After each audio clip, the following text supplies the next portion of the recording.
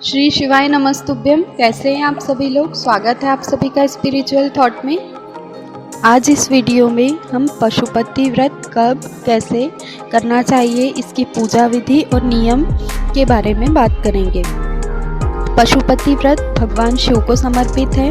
यह व्रत भी सोमवार और प्रदोष के व्रत की तरह ही है। शास्त्रों के अनुसार इस व्रत को रखने से व्यक्ति की सभी मनोकामनाएं पूरी हो जाती है और उसका जीवन सुखी और हर तरह से संकटों का नाश हो जाता है। यह व्रत किसी भी सोमवार को शुरू किया जा सकता है। सबसे पहले हम जानेंगे कि इस व्रत को कब करना चाहिए। पशुपति व्रत किसी भी माह के किसी भी पक्ष अर्थात शुक्ल पक्ष हो या कृष्ण पक्ष में किया जा सकता है। सिर्फ ये ध्यान रखें कि इसके लिए सोमवार का दिन होना आवश्यक है। शास्त्रों के अनुसार इस व्रत को 5 सोमवार करना चाहिए। मान्यता है कि 5 सोमवार करने से पहले ही आपकी हर मनोकामना पूरी हो जाएगी। इस व्रत को करने के कुछ नियम भी हैं, जैसे इस दिन आपको पूरी तरह से पवित्र शुद्ध होना चाहिए। सुबह पूरी तरह से शुद्ध होकर भगवान शिव का पूजन करके आना है और जो थाली आप सुबह लेकर जाएंगे उसी थाली को आपको रखना है और शाम को प्रदोष काल में जब आप पूजन करने जाए तो उसी थाली में मीठे का भोग और दीपक लेकर जाएं।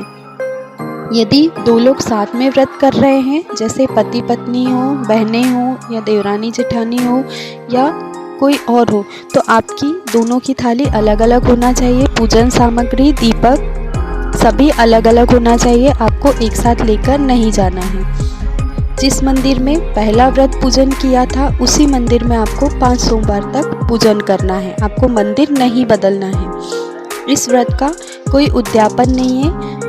5वें सोमवार को ही भगवान को 108 बेलपत्र या अक्षत जो भी आप अर्पित करना चाहते हैं वो चढ़ाकर आपको व्रत की समाप्ति करना है। अब जान लेते हैं कि इस व्रत की क्या विधि है। आपको जिस भी सोमवार से आप पूजन करना चाहते हैं, व्रत करना चाहते हैं, उस सोमवार को सुबह स्नान करके शुद्ध होकर आपके पास के शिवालय जाना है। घर के नज़दीक जहाँ भी शिव मंदिर हो वहाँ आपको शिव परिवार का पूजन करना है।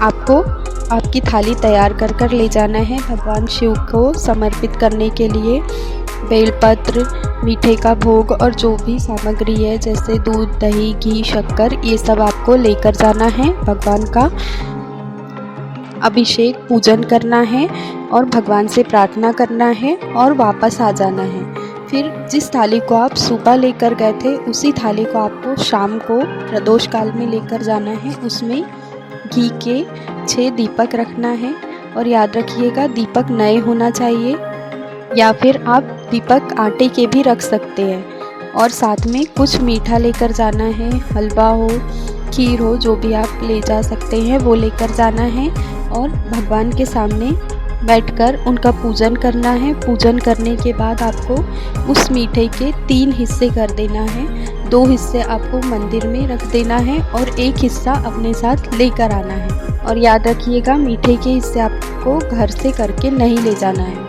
उसके बाद आपको जो आप 6 दीपक लेकर गए थे उसमें से 5 दीपक भगवान पशुपति नाथ के नाम से शिव जी के सामने लगा देना है और प्रत्येक दिए को जलाते समय आपको श्री शिवाय नमस्तुभ्यम इस मंत्र का जाप करते हुए अपनी मनोकामना बोलनी है। और एक दीपक जो आपने जलाया नहीं है उसे घर लेकर आना है और घर में प्रवेश करते समय आपके दाएं हाथ की ओर चौखट पर लगा देना है और शिव जी से प्रार्थना करनी है कि मैं इस मनोकामना से ये व्रत कर रहा हूँ, मेरी मनोकामना पूर्ण कीजिए और घर में प्रवेश कर लेना है। फिर रात में भोजन करते समय जो 1 भाग आप प्रसाद लाए हैं उसे आपको भोजन करने के पहले खा लेना है। उसके बाद आपको भोजन करना है।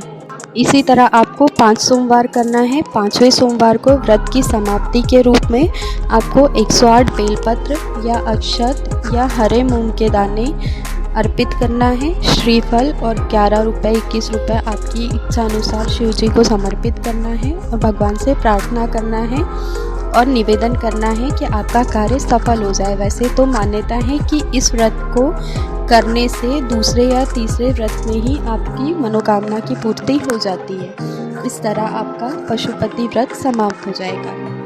इसी तरह के और भी वीडियोस देखने के लिए मेरे चैनल को सब्सक्राइब कीजिए और यदि आपको मेरा वीडियो पसंद आया हो तो इसे लाइक एंड शेयर कीजिए। Thank you.